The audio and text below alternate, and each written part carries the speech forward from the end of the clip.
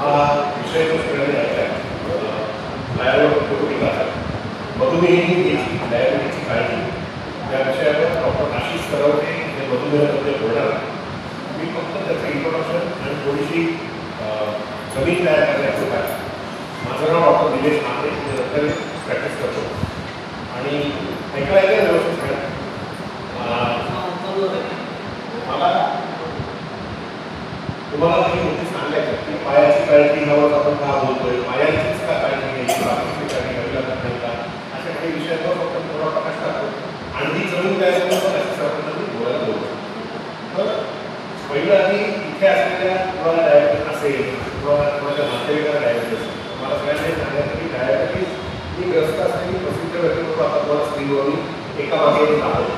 काही नट आहेत, काही राजकारणी आहेत, सिनियर नट आहेत, खेळाडू आहेत आणि वाशिंगटनसारखे हाय डिमांड गेम खेळणारे सुद्धा लोक डायबिटिक असतात जे इन्शुलिनवर जगत आहेत आणि क्रिकेट खेळतात आणि आंतरराष्ट्रीय दर्जाचं क्रिकेट खेळून नामांकित क्रिकेटर आहेत. थोडक्यात मला हे सांगायचं आहे की डायबिटीजमुळे काही ठराविक पद्धतीने जीवन जगता येत नाही असं काहीही नाही. कितीही अनियंत्रित डायबिटीज असतात तरी तुम्ही तो कंट्रोलमध्ये ठेवून कुठलंही स्पोर्टिंग करिअर सुद्धा करू शकता. पण फक्त ते आहे की तुम्ही असं मनात काही गाडी बांधून ठेवता कामा नये किंवा असे काही विचार करता कामा नये की इन्सुलिन नाही लागता कामा, इंजेक्शन घ्यायला लागता कामा नये. त्या असल्या काळात काय व्हायचं लिमिटेशन्सना बळी आपण पडता कामा नये. काय लागेल ते करायचं, पण शुगर कंट्रोलमध्ये ठेवायचं आणि खरोखर तुम्हाला सांगतो जसं सीझरच्या बाबतीत सिझरिंग ऑपरेशनच्या बाबतीत सामान्य माणसाला असं वाटतं की ऑपरेशन होता म्हणजे नॉर्मल डिलिव्हरी झाली पाहिजे. हा विचार 20 वर्षांपूर्वी 30 वर्षांपूर्वी परफेक्ट होता, योग्य होता. पण आज सीझर ऑपरेशनचे सुद्धा तोटे प्रॉब्लेम्स हे इतके कमी झाले की आज सामान्य जनमानसाला जसं वाटतं की सीझर होता म्हणजे आम्हाला एवढंच वाटतं, डॉक्टर म्हणजे एवढं वाटतं. आई आणि बाळ दोन्ही 100% शाबूत कुटुंबाच्या हातात परत देता येणं हे प्रथम आणि टॉप प्रायोरिटी आहे. पण ते सीझर होतं तर नॉर्मल होते इतकं की मोठ्या शहरांमध्ये सीझर हा चर्चित मार्ग असल्यामुळे खर्चामध्ये तो नको असं जर तो घडत असतात. म्हणून शहरांमध्ये काही पुण्यासारख्या शहरांमध्ये बऱ्याच हॉस्पिटल्समध्ये नॉर्मल डिलिव्हरी सीझर याचं बिलिंग समान करून ठेवलेलं आहे काही हॉस्पिटल्स. म्हणजे सीझरचे पैसे पुढे घेऊन गेले, डिलिव्हरी थोडे वाढवले आणि तुमची डिलिव्हरी नॉर्मल हो किंवा सीझर हो हाच खर्च. थोडक्यात डोक्यातून लोकांचे जे आहे हा व्यापार आहे खूप सीझर करतात का त्यांना पैसे मिळावे असं जर तुम्हाला वाटत असेल तर तो लोकांनी सुरू करून टाकलाय काही हॉस्पिटल्सने. हेच हा संस्कार करण्याकरता की प्रथम प्रायोरिटी आई आणि बाळ दोन्ही 100% कुटुंबाच्या हातात शाबूत आणि उत्तम क्वालिटीचे मिळायला पाहिजे हे महत्त्वाचं. तसंच डायबिटीजमध्ये मला असं वाटतं की शुगर कमी ठेवणे 24 तास आपण तपासतो त्यावेळेला नाही, 24 तास शुगर कमी ठेवणे ही पहिली प्रायोरिटी आहे. मार्ग काय आहे त्याच्यासाठी? तुम्ही व्यायाम करताय का, आहार बदल केलाय का, औषधं घेताय, वाटत घेताय का, इन्सुलिन घेताय, मार्ग कुठे आहे? शुगर कमी आहे असेल तर चालू असलेले उपचार सुयोग्य आणि योग्य आहे, बरोबर आहे, तेच इनफ आहे. पण ती जर राहत नसेल शुगर नॉर्मल तर मग आपण शुगर नॉर्मल राहत नाही, आपण इन्सुलिनचं इंजेक्शन घ्यायचं नाही, मग या गळ्यावर आपण थांबूया हे व्यर्थ आहे असं माझं म्हणणं. कारण तुम्ही जितकी वर्ष डायबिटीज म्हणजे काय, तुमच्या रक्तात प्रत्येक मिनिटाला अधिक प्रमाणात साखर फिरत असते, शुगर अधिक प्रमाणात रक्तात फिरत असते, किडनीत जाते, हार्टमध्ये जाते, लिव्हरमध्ये जाते, ब्रेनमध्ये जाते, डोळ्यांमध्ये जाते आणि ते सगळे अवयव वाढलेल्या शुगर असलेल्या रक्ताला एक्सपोज होत असतात क्षणाक्षणात आणि प्रत्येक मिनिटाला प्रत्येक तासाला जास्त शुगरवाला रक्त डोळ्यात गेलं की डोळ्यांची हानी होते, जास्त शुगरचं रक्त हार्टमध्ये किडनीमध्ये गेलं की त्या अवयवांना सुद्धा इजा होत असते. थोडक्यात ही इजा आपण होऊ देत असतो जर आपण जास्त शुगर पत्करत असलो तर जास्त शुगर आपल्या रक्तात असणे हा डायबिटीजचा मेन भाग आहे. आपल्या रक्तात फिरत असलेली शुगर ही जी नॉर्मल रेंज आहे त्याच्या जवळपासच असली पाहिजे. हा सगळ्या उपचारांचा हेतू, योगासन करा, व्यायाम करा, चालायला जा, आहार बदल करा, सगळ्याचा हेतू हाच आहे की ॲट ऑल टाइम्स 24 आवर्समध्ये रक्तातली शुगर फास्टिंगच्या वेळेला फास्टिंगची आणि जेवल्यानंतरच्या वेळेला तो जो आहार आहे त्याच्या जवळपासच असली पाहिजे. डायबिटीज हलक्यात का घेतला जातो? कारण सगळ्यात महत्त्वाचं कारण डायबिटीजची लक्षणांनी दैनंदिन जीवनात थोडा विवेचन करून सांगतो. गॅस्ट्रोएंटरायटिस म्हणजे आतडी, पोटाचा इन्फेक्शन, पोटाचं इन्फेक्शन, त्या आतडीचं इन्फेक्शन हे जर झालं तर एक हलवण तरी लागते किंवा उलट्या तरी होते. थोडक्यात काहीतरी विचित्र चालू होतं आणि आपण जे काम करतो ते थांबवावं लागतं किंवा अभ्यास बंद करावा लागतो, ऑफिसमध्ये जाता येत, काम थांबवावं लागतं, अडथळा निर्माण, कुठल्याही दुसरा आजार घ्या, ब्रेन ट्यूमर, मेंदूमध्ये काही झालं तर डोकं दुखायला, ब्लड प्रेशर वाढतं, कामात कसं लागत, थोडक्यात अडथळा निर्माण. हे 600 शुगर, 6 महिने रोज 600 शुगर असलेला माणूस उत्तम भेटतो आपल्याकडे येतो जातो. आणि काही लोकांना असं वाटतं की असं कसं होईल, माझी शुगर 600 असेल तर मला काहीतरी होईल ना. त्याचं उत्तर असं आहे, काही होईल. जर ही 600 शुगर अचानक झाली तर टप्प्याटप्प्याने 100, मग 200, मग काही दिवस 300, मग काही दिवस 400, मग काही दिवस 500, मग 600, 650 अशी जर शुगर झाली, स्लो राहील असेल तर शरीराला 650 शुगरचा सराव होतो आणि ती 650 शुगर घेऊन माणूस बिंदू बिळू बसून काम करू शकतो. थोडक्यात हा भ्रम डोक्यात असतो की माझी शुगर 700 जर का असेल, 650 असेल, काहीतरी मला होईल, मला काहीच होत नाहीये.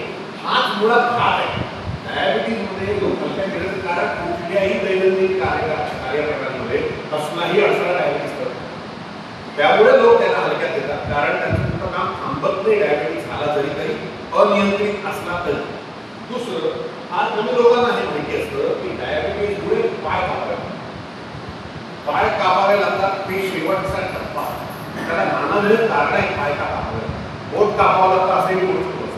पण एका वाक्यात गांभीर्य करून सांगायचं आहे म्हणून सांगतो पाय कापावं लागतं. एकच बोट कापावं लागतं, 2 बोटं कापावे लागतात, पाऊल कापावं लागतं, गुडघ्यात पाय कापावं लागतं. आणि तुमच्या माहितीवर राहतो, तुम्ही जर मला ओळखलं असेल तर आम्ही निष्कर्ष डायग्नोस्टिक सेंटर गेली 28 वर्ष रत्नागिरीला चालवतो. आम्ही दर महिन्याला कुणाला कुणाचा पाय कुठे ना कुठेतरी कापावा आणि तो कुठे कापावा याचा तपास करून आम्ही सांगतो. आम्हाला हे दुर्दैव वाटतं की आपण रत्नागिरी वैद्यकीय दृष्ट्या थोडी मागे आहे मोठ्या शहरांच्या, असं मला या कारणासाठी वाटतं की आम्ही तो तपास करतो तो आम्ही त्याला आमच्या आत्महत्याचे पोस्टमॉर्टम म्हणतो की आता पाय कापायचं आहे. आता आमचं काम काय आहे की कुठे कापायचं हे सांगायचं. हे किती सॅड आहे, किती दुर्दैवी आहे. हा पाय कापायलाच लागू नये म्हणून काही करता येऊ शकतं का, त्याचा उत्तर हो करता येऊ शकतं. आजच्या व्याख्यानाचा मूळ हेतू तोच. पण पाय कापायला लागतो जेव्हा, म्हणजे पाय कापण्यासारखी लक्षणं पेशंटमध्ये येतात, त्या ट्रीट करणाऱ्या डॉक्टरना जेव्हा ते दिसतात तेव्हा ते आमच्याकडे पाठवतात कलर डॉक्टरचा तपास करायला, पायाच्या रक्तवाहिन्याचा तपास करायला. आणि त्याला आम्ही सांगतो की ह्या इकडच्या रक्तवाहिन्या साफ बाद आहेत आणि ह्यामुळे ह्याच्यावर अमुक लेवलला पाय कापणं गरजेचं. मग त्या लेवलला कसं पाय कापतं पेशंट, त्या दिवशी जर त्याला कोसळल्यासारखं वाटतं, दरीत पडल्यासारखं वाटतं, ते प्रत्येकाला वाटतं, साहजिक आहे, नैसर्गिक. पण हे जेव्हा डायबिटीस होतो त्या दिवशी जर का पेशंटला सांगितलं तुम्हाला डायबिटीस आहे, तुम्हाला कसं वाटतं की आता काय कापलं हवं, तर आजपासून तुम्ही काही वेगळ्या गोष्टींकडे वाटचाल केली पाहिजे, त्याचा प्रयत्न केला पाहिजे. तर त्याला वाटेल मला भिववलं नाही डॉक्टर, असं म्हणतो. ह्या डॉक्टरकडे जावं नको, ह्याच्याकडे गेलं नाही घाबरवतं. पण फॅक्ट ही आहे की हे जर आजच्यासारख्या व्याख्यानांमधून बोललं गेलं, आता व्याख्यानाचा फायदा काय असतो की मी कुठे एका व्यक्तीला सांगत असतो की तुमचा डायबिटीज अनियंत्रित असतो, तुमचा फायदा मी एका क्राऊडला सांगतो, त्यामुळे कुणालाच ते वैयक्तिक घेण्याचं काय कारण नाही. पण डायबिटीजमध्ये पाय कापावा लागतो हे त्रिकालाबाधित सत्य आहे, हे कुणी नकारू शकत नाही. किंवा हे किती अप्रिय आणि कटू असतं तर हे सत्य आहे. आणि तो प्रत्येक डायबिटीजचा कापावा लागतो का, तर मुळीच आयुष्यभर 60 वर्ष डायबिटीज म्हणजे 40 झालेला डायबिटीज 70 पर्यंत 40-50 वर्ष डायबिटीज आपल्याबरोबर वागून बाळगून उत्तम जीवन जगून मरता येतं. पाय मी काही न काप, थोडक्यात पाय कापावा लागते हे टळण्याजोगं घटना आहे, टळण्याजोगी घटना आहे. 100% टाळता येऊ शकते. सगळं आयुष्य डायबिटीज असलं तरी, डायबिटीज असलं तरी मग तो कसं टाळता येऊ शकतो त्याच्यावर चर्चा व्हायला पाहिजे. आमच्या व्याख्यानाचा मुख्य हेतू हाच आहे की पाय कापायला लावणे हे शेवटचा टप्पा आहे. तर पूर्वी पायांची काळजी काहीही झालेलं नसतानाच कशी घेतली असते हे सांगणे हे आजच्या व्याख्यानाचा मूळ हेतू आहे.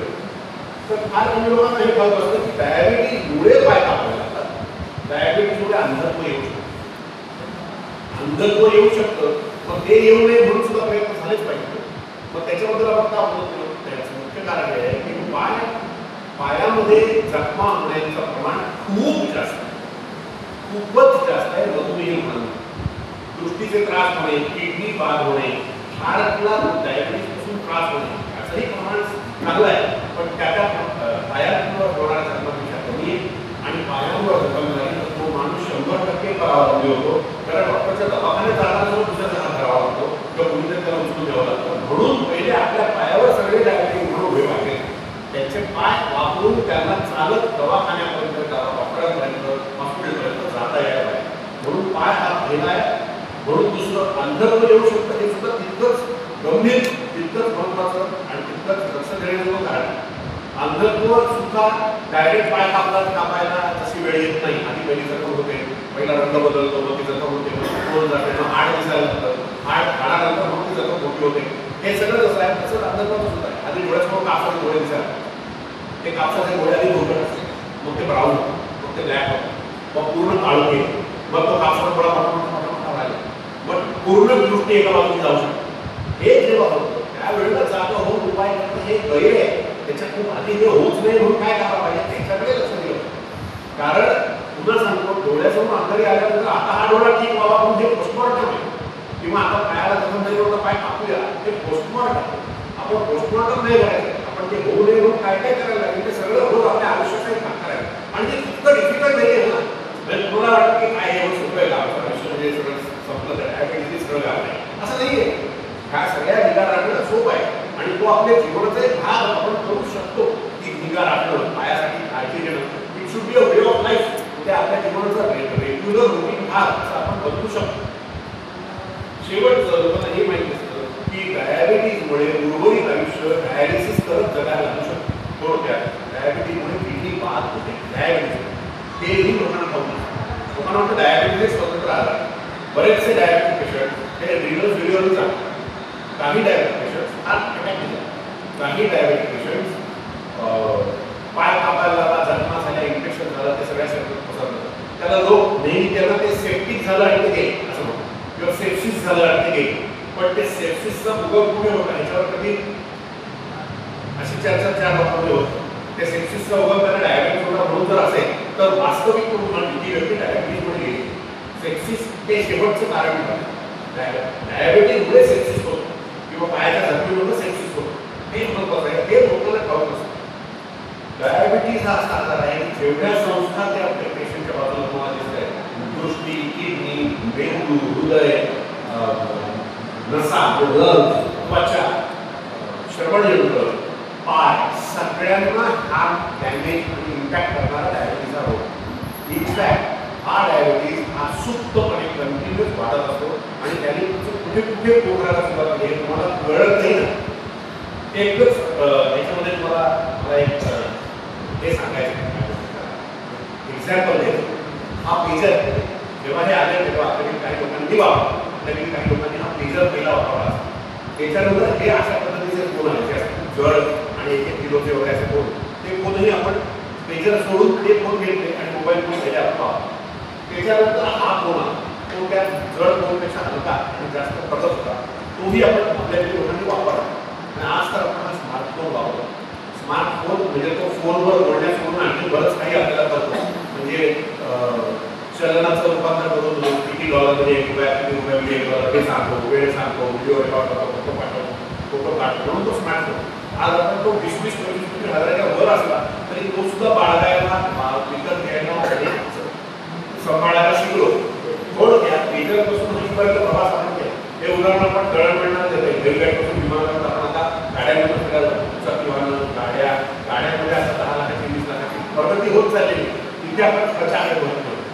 असं असताना डायबिटीजची चाचणी करण्यासाठी 100 वर्षापासून पूर्वीपासून असलेली एकच शुगरची टेस्टला आपण करतो. ह्याच्या पलीकडे जाण्याची आपली मानसिकता का नाही, हा माझा सर्वसामान्य म्हणतो. शुगर ही 60 रुपयात होते म्हणून मी फक्त शुगरच करतो. दुसरी टेस्ट शुगरला पर्यायी टेस्ट आहे, हे आमच्या किती पैसे लागतात? 400. हा जो रिस्पॉन्स आहे, हा रिस्पॉन्सच चुकीचा आहे. असं अरे बापरे तुम्ही फोन 20,000 घेता तेव्हा म्हणता का? असं अरे बापरे तुम्ही 25,000 गाडी घ्यायला शिकला तेव्हा म्हणतात का? असं अरे बापरे तुम्ही नानाविध गोष्टींमध्ये जेव्हा जेव्हा एस्केलेट केलं स्वतःच्या लाईफस्टाईल तेव्हा विचार करता. मग शुगरवरच 100% अवलंबून डायबिटीजच्या तपासणीसाठी लोकांची जी आहे ही मानसिकता सुद्धा बदलायला हवी. तरच डायबिटीजवर सगळ्या बाजूने आघात करून आपण त्याला कंट्रोलमध्ये करू शकतो. आज मी तुम्हाला 7 अशा टेस्ट सांगणार आहे. 10 मिनिटात सांगणार आहे. 7 अशा टेस्ट सांगणार आहे ज्या रत्नागिरी आम्ही सुरू केले आणि त्या शुगरला पर्यायी किंवा शुगरच्या व्यतिरिक्त पर्यायी व्यतिरिक्त डायबिटीज रुग्णांच्या त्याही टेस्ट व्हायला पाहिजे. सगळ्यात पहिलं म्हणजे तुम्हाला माहिती आहे का की शुगर टेस्टला काही लोक फसवतात. म्हणजे आता उद्या शुगर करायचे 8 दिवस शुगर करायचे 8 दिवस एकदम टाईट डाएट खातात, कमी खातात आणि तो सगळं उद्या टेस्ट करायचं जेवायचं नाही, सगळ्या नाश्ता करायचं नाही, मग असं करायचं पिंकीच्या सुद्धा पूर्ण जेवायचं नाही, सगळ्यांनी डोसाचा माऊस शुगर करायचं असं खूप लोक करतात. असं करून शुगरला फसवता येतं, पण अजिबात फसवता येत नाही अशी टेस्ट ही त्याला म्हणतात HbA1c. इथे बसलेले ते डायबिटीज पेशंट त्यांनी कधी केली असेल HbA1c रक्ताचीच टेस्ट आणि त्याला उपाशी वेळ दिल्यानंतर 2 वेळा करून मला ते एकदाच केलं. त्या टेस्टचा खर्च शुगरपेक्षा खूप जास्त होतो, 450 खर्च आहे टेस्ट. पण या टेस्टवर गेल्या 120 दिवसांची सरासरी शुगर वेळ म्हणजे तुम्ही 8 दिवस या टेस्टची तयारी करून उपास करून जर टेस्ट केली तर HbA1c कसत नाही. HbA1c गेल्या 120 दिवसांची सरासरी शुगर सांगतात. ही टेस्ट आता मोठ्या शहरांमध्ये शुगर बरोबर HbA1c वर केली जाते. आपल्याकडे HbA1c करण्यासाठी खूप काहीतरी ज्याची खूपच 12 वाजले त्याचीच HbA1c करायची असं काहीतरी लोकांच्या मनात म्हणजे 650 टेस्ट करायची का मग एवढा पेशंटला त्रास नाही का हे तुम्ही ठरवलं हे चुकीचं आहे. आणि मला तुम्हाला हे सांगायचं आहे की शुगरचं महत्त्व आनंद साकार जोडा पण HbA1c सुद्धा रेलेव्हंट इम्पॉर्टंट आणि अतिशय कारगर टेस्ट आहे. डॉक्टरांच्या हातात अतिशय महत्त्वाचं आयुध ते आहे ते तुम्ही त्यांना नकारलं खर्च जास्त आहे म्हणून तर ही चुकीची मानसिकता आहे असं मला म्हणायचं आहे. आता हे HbA1c ही असे HbA1cचा आकार 4, 5, 6, 7, 8, 9, 10, 12, 13 असा असतो आणि ही फास्टिंग आणि ती नाही उपाशी नंतर करावी लागत. साधारण तुम्हाला फक्त 2-3 आकडे सांगतो. तुम्हाला खालचा आकडाचा आकार बघा 8 मिनिटामध्ये आकडाचा आकार बघा. जर HbA1c आकडा असेल तर ह्याचा अर्थ तुमची शुगर ही 280 असते कायम. गेले 120 दिवस तुमची शुगर 280 होती. याचा अर्थ HbA1c आकार. जर HbA1c 12 आली राग रोगामध्ये 12 बघा तर याचा अर्थ गेले 120 दिवस तुमची रक्ताची सरासरी शुगर 315 होती. सगळे 120 दिवस सकाळ दुपार संध्याकाळ तुमची 315 शुगर रक्तामध्ये फिरवते. आता याच दिवशी जर का फास्टिंग ड्युटी केली तर ठीक आहे 315 येण्याची हमी. पण HbA1c ही गेल्या 120 दिवसाची सरासरी सांगत असल्यामुळे ते फार महत्त्वाची टेस्ट आहे. ती टेस्ट काय करते हे आज बघूया होतं आपलं खूपच आढळलं. आजचा विषय हा डायबेटिक फूट म्हणजे काय. डायबेटिक फूट नावाची एक एंटिटी आहे, एक आजार आहे. प्रत्येक डायबेटिक माणसाला कधी ना कधी डायबेटिक फूट होऊ शकतं. डायबेटिक फूट म्हणजे काय तर ते खाली लिहिलेलं फीट म्हणजे म्हणजे सुन्न पडतो पाय पाऊल आणि डिफॉर्म म्हणजे विकृती येते पायामध्ये व्यक्त आपले पण आहे. ड्यू टू नर्व डॅमेज म्हणजे तिथे संवेदना पोहोचवणाऱ्या नसा.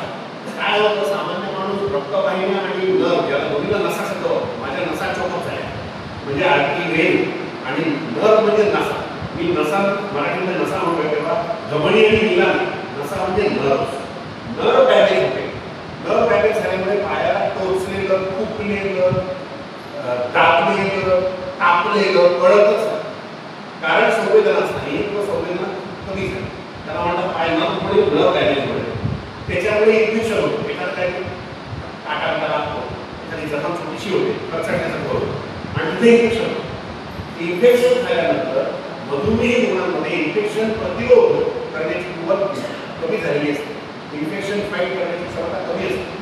त्याला काही वेगळी कारण सामान्य माणसापेक्षा डायबेटिक माणसामध्ये वेदना पण कळते. तुम्हाला माहिती का आमच्याकडे जे स्टोनचे पेशंट सुरू करता येतात त्यांनी जर म्हणाले मला दुखत नाही आणि आम्हाला जर स्टोन सापडला पहिला प्रश्न विचारतो तुम्हाला डायबेटिस आहे. कारण डायबेटिक माणसाला हार्ट अटॅक होऊन छाती दुखतंच असं नाही. हे किती लोकांना माहिती का बघा डायबेटिसमध्ये वेळ डोक्याचा माहिती डायबेटिसमध्ये असेल तर हार्ट अटॅक असतं छाती दुखणं जे असतं जे भयंकर प्रसिद्ध आहे छाती दुखलं हार्ट अटॅक आला ते दुखत नाही. डायबेटिसमुळे वेदनेची जाणीव कमी असणे हा डायबेटिसचा एक फीचर तर ती वेदनाच होते. कसं ती जखम झाल्यानंतर पायाला वेदना होत नाही त्यामुळे ती जखम आणखी वाढते. ते इन्फेक्शन होतं. ते इन्फेक्शन बरं होत नाही कारण रोगप्रतिकारशक्ती डायबेटिक माणसाची कमी असते आणि मग त्या जखमेत गँग्रीन होतो.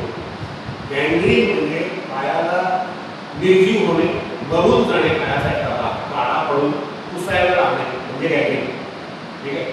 तर डायबेटिक फूट होण्याची कारण ही डायबेटिक झालेल्या रुग्णाच्या नसा या बाधित होतात त्यांची कार्यक्षमता क्रमशः घटते. हे जर थोडंसं टेक्निकल आहे, मायलिंग कमी होतं ते मी आता बोलत नाही. त्याची दुसरी पहिली टेस्ट तुम्हाला HbA1c सांगितली, आता ही दुसरी ही टेस्ट आम्ही रत्नागिरीमध्ये ह्या डॉक्टरांच्या सांगण्यामध्ये 2 वर्षापासून करतो. पायाची संवेदना ओळखण्यासाठी फूट नर्व टेस्टिंग नावाची टेस्ट. त्याच्यात 3 गोष्टी पायाच्या आम्ही तपासतो: टच, व्हायब्रेशन आणि टेम्परेचर सेन्स. थोडक्यात तुमच्या पायाला स्पर्श समजतो का, व्हायब्रेशन समजतं का, आणि गार आणि गरम याची जाणीव शाब्दिक आहे का हे बघण्याची टेस्ट. हे फूट नर्व, हे फिलामेंट आम्ही पायाला लावतो, विचारतो का कळतंय का, इथे कळतंय का, इथे कळतंय का, इथे कळतंय का. त्याच्यानंतर हे यंत्र करून पेशंटच्या पायावर निरनिराळ्या ठिकाणी ते लावलं जातं आणि ते जे त्या मशीनवरून बाहेर आलेलं पाळं असते पोझिशन असं फिरतं आणि जसा पंख्याचा रेग्युलेटर असतो स्पीड कमी जास्त करता येतं, तसं त्या गरम फिरणाऱ्या चक्राचा स्पीड कमी जास्त करता येतं. कमी स्पीडला आम्ही विचारतो पायाला ते कळतंय का, नाही कळत स्पीड वाढवत जातं, 30-40 पर्यंत वाढवलं, 40 पर्यंत कळलेलं आता त्या ठिकाणी संवेदना संपलेली. असं नाना ठिकाणी ठरलेलं आहे, जागतिक नियम आहेत, कुठल्या ठिकाणी ठेवायचा आणि ते तपासायचं. याचे स्पॉट इंडिया, अमेरिकेत, युरोपमध्ये, अफगाणिस्तानमध्ये सगळीकडे त्याच ठिकाणी ठेवून तपासलं जातं. त्या ठिकाणी आम्ही ते ठेवतो आणि पायाची व्हायब्रेशन सेन्स शाबूत आहे का हे आम्ही तपासतो आणि त्याचा रिपोर्ट दिला जातो, दाखवणार आहे. आणि हे टिप म्हणजे गरम आणि गार असं ते जे पायावर ठेवलंय त्याला गरम करता येतं आणि गार करता येतं. आणि किंवा असं नसेल तर गरम पाण्याची पाठी करायची, गार पाण्याची पाठी करायची आणि ती पायाला टेक काही विचारायचं. ज्याला डायबेटिक, पायाला डायबेटिक काय म्हणतात अफेक्शन किंवा त्रास सुरू झाला आहे, तो पेशंट गरम लावल्यावर तो गार लागतंय, गार लावल्यावर तो गरम लागतंय किंवा दोन्ही लावल्यावर काही जाणवतच नाही. हेच संवेदना कमी होत झाल्याची किंवा संवेदना शून्य झाल्याचं लक्षण आणि ते आम्ही त्या पायावर अशा पद्धतीने मॅपिंग करतो. आणि हा काही काम होत असं आहे तर पायावर जखम होण्याचे टप्पे पहिले स्टेज 0 तिच्यात काही गोष्ट दिसत नाही, पण ह्या टेस्टमध्ये कळतं की इथे संवेदना शून्य. दुसरं स्टेज 1 मध्ये एखाद्या ठिकाणी वरच्यावर रंग लालसा झालेला असतो, काळपट पडलेला असतो, असा डाग पायावर असतो, तळपायावर किंवा वरच्या पावलावर. स्टेज 2 म्हणजे खड्डा पडतो, पायात खड्डा पडतो. स्टेज 3 म्हणजे हाड दिसायला, खड्ड्यातून आतलं हाड वरचं मांस पुसून निघून जातं, फक्त हाड आतलं पलीकडचं हाड दिसू लागतं, त्याला आपलं स्टेज 3 म्हणतो. आणि स्टेज 4 मध्ये त्याच्या भोवती काळीमा येते, काळं दिसायला त्याचा त्याच्या थोडक्यात तो हात पुसून निर्जीव व्हायला लागलाय याची सुरुवात असते आणि शेवट पूर्ण पाय काळा पाहिला त्याला गॅंग्रीन म्हणतो. आणि अशा पेशंटचा मग खूपच वर पाय काढावा. पण हे सगळं टाळण्यासाठी हा ही टेस्ट आहे. हा आमच्या डिस्कशनमध्ये दिला जाणारा रिपोर्ट आहे. अशा पायाचा राईट फूट लेफ्ट फूट करून हे सगळं आमच्याकडे रोज आम्ही हा तपास रेग्युलरली करतो. हा तपास प्रत्येक डायबिटिक पेशंटचा वर्ष 2 वर्षात का होईना 3 वर्षात एकदा आम्हाला झालाच पाहिजे. आणि ज्याच्या पायाची संवेदना गेली असं त्याला कळतं, त्याची चप्पल पडलेली पायात पडलेली कळत नाही, त्याच्या तर व्हायला. आमच्या अतिशय जवळचे प्रिय डॉक्टर आहेत ते पाणी राहतात, आमच्या अतिशय जवळचे मित्र आहेत. त्यांनी एक दिवस सकाळी मला मला रात्री मी झोपलो, सकाळी उठल्यानंतर बेडवर पूर्ण रक्त आहे आणि माझा पायाचा अंगठा उंदीर कुरतडून गेलाय आणि फक्त हाड शिल्लक. ज्या माणसाला आमच्यातला एक डॉक्टर आहे त्याला कळलेलंच नाही की रात्री उंदीर आला, उंदरांनी बेडवर चढून त्याचा पाय तो अंगठा कुरतडला आणि फक्त हाड राहिला. सगळं मांस उंदीर खाऊन गेला. एखाद्या उंदराला कडे घ्यायला हा हालत नाही की तो आणखी मजा घेतो, तो जमेल तेवढं कुरतडत राहतो, तो जेवढं कुरतडतो ते फक्त बाहेर पडतो. बिछाना सगळा लाल झाला पण त्याचा पाय कुरतडून गेला कळलाच. हे कोकणात काही ठिकाणं आम्हाला पेशंट सांगतात, गावाकडे जे कोकण उंदरा करतात त्याच्याकरता उंदराचा संचार सुसाट असतात. ते उंदीर येऊन पायात चावून कुरतडून जातात आणि यांना कळत पण नाही का, कारण त्याला थोड्याफार प्रमाणात संवेदनशीलता पायामध्ये आलेली असते.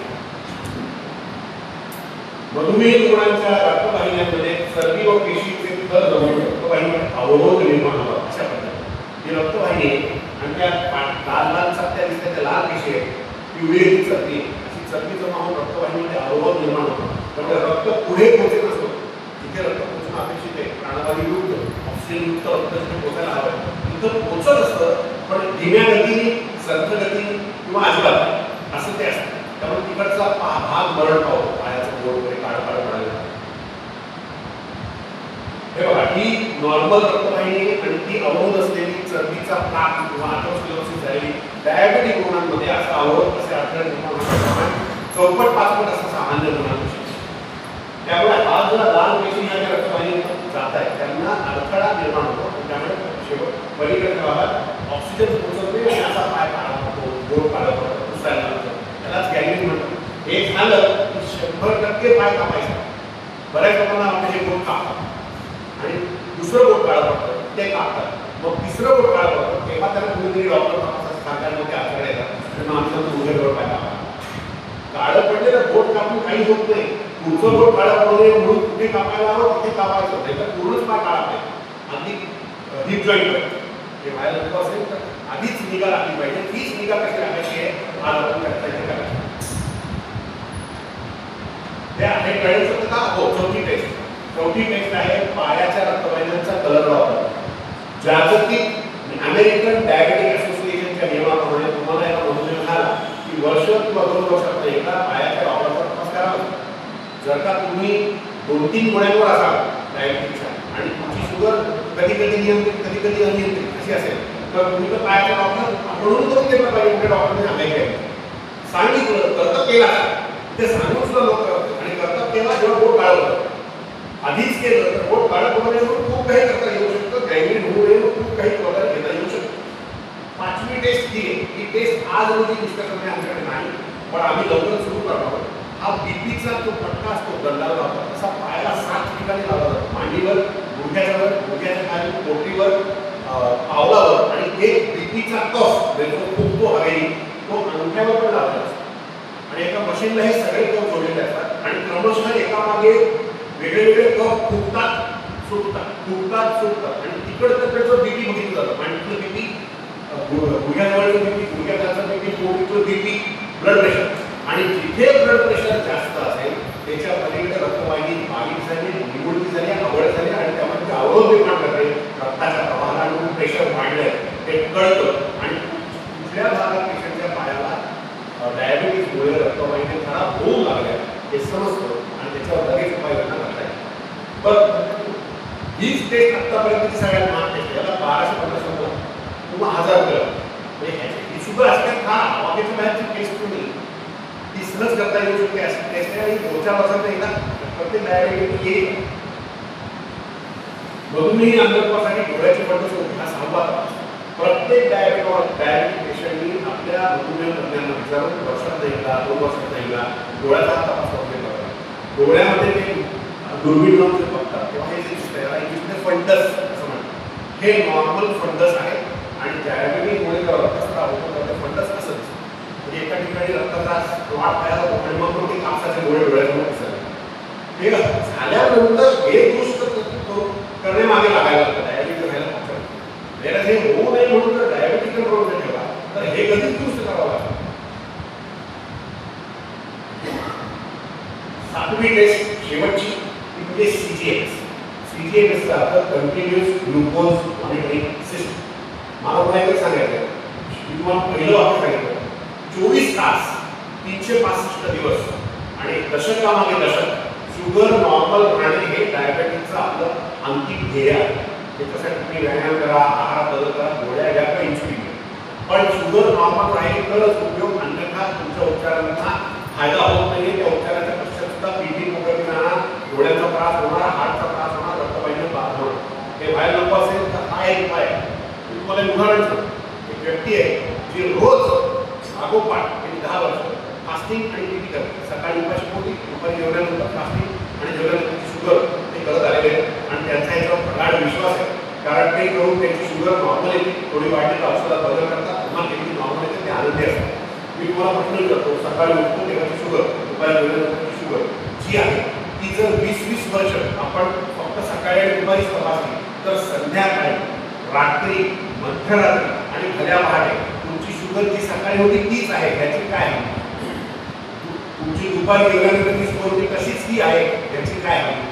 थोडक्यात तुमच्या ज्या गोळ्या आहेत त्यांचा परिणाम जर मध्यरात्री बंद होत असेल किंवा रात्री 10 वाजता त्याचा परिणाम संपत असेल तर अखंड रात्र म्हणजे रात्रीचे 9 तास जर तुमची शुगर 350 ला टिकत असेल, पुन्हा सकाळची गोळी घेतली की ती खाली येत असेल आणि ती तपासल्यावर तुम्हाला मस्त रिपोर्ट येत असतील तर ह्याचा अर्थ गेल्या 20 वर्षांपैकी त्या माणसाची शुगर 10 वर्ष नॉर्मल होती, 10 वर्ष ॲबनॉर्मल होती.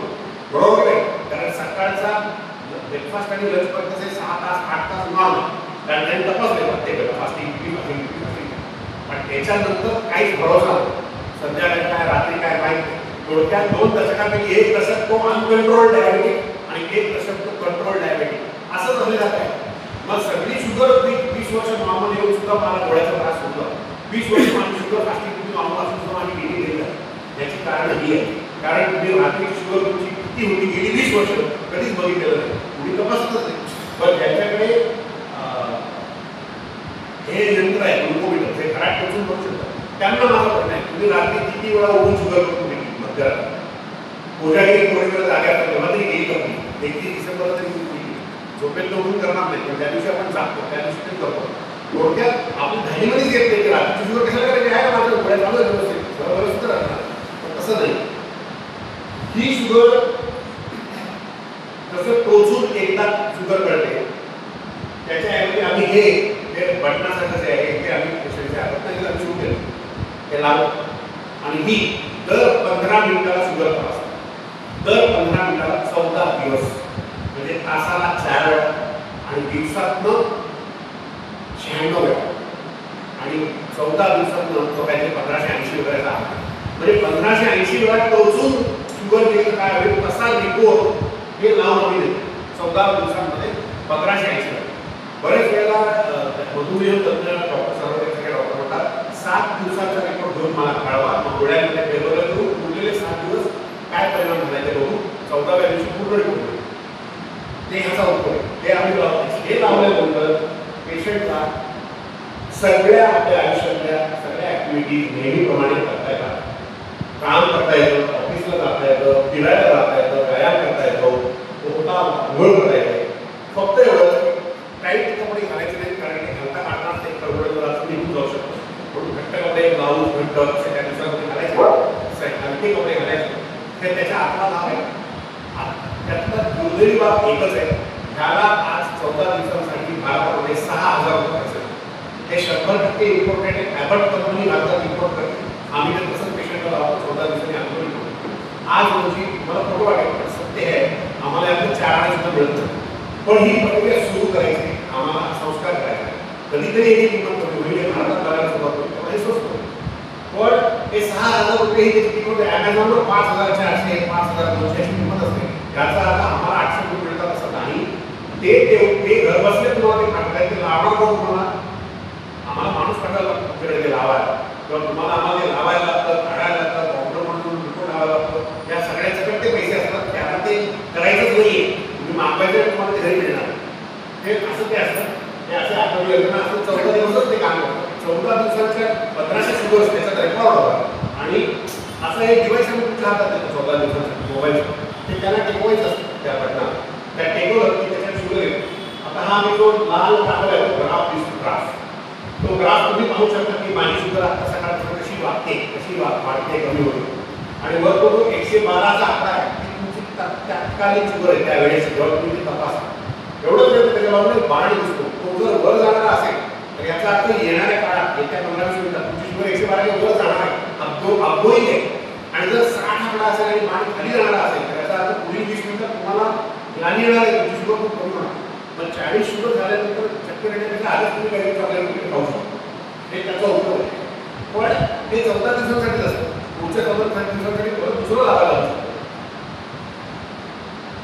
असा रिपोर्ट येतो त्याचा की या 14 दिवसांमध्ये तुमची शुगर धोकादायक कमी किती वेळा झाली, धोकादायक जास्त किती वेळा झाली, किती होती, व्हेरी हाय केव्हा, हाय केव्हा, व्हेरी लो केव्हा, हे सगळं त्याच्यानंतर 14 दिवसाचा असा आलेख मिळतो. 7-8 खाली रिपोर्ट असतो. माझं पुढे झालंय, मला तुम्हाला हे सांगायचं होतं, ह्या पायाची निगा या विषयावरसाठी ही भूमी मी तयार केली, आणि आज आपण फक्त पायाची निगा याच्यावर बोलणार. मी 28 वर्ष डॉक्टरमध्ये प्रॅक्टिस करतोय, आणि मी डॉक्टर अशी सर्वजणांना 35 वर्ष ओळखतो. मी मुंबईत होतो तेव्हा ते माझ्याबरोबर होते, त्याला खूप वर्ष ओळखतो. अतिशय उत्तम पेशंटचा तुम्ही विचार करणार आहे. पेशंटला अति जास्त खर्चात न टाकता प्रत्येक गोळी ॲड करताना या गोळीची किंमत काय, या पेशंटचा पेशा काय, यालाही गोळी देऊ नका विचार करणारा डॉक्टर आहे. आणि गेली 23 वर्ष अशी सर्व डॉक्टर डायबिटीजच तपासतात म्हणजे डायबिटीसच्या व्यतिरिक्त दमा पण तपासतायत, ॲलर्जी पण तपासतायत, त्वचा पण तपासतायत नाही. सकाळपासून संध्याकाळपर्यंत 23 वर्ष ही एक्झॅमिन ओनली डायबिटिक पेशंट्स. डायबिटीस आणि त्याच्यातून होणाऱ्या कॉम्प्लिकेशन्स ह्याच्यावरच ते काम करतात. आणि म्हणून आपण त्यांना आज ते व्याख्यान द्यायला बोलवलं की पायाची निगा याच्यावर ते बोलणार. तर मी त्यांना प्रोफेसर या आणि सांगा.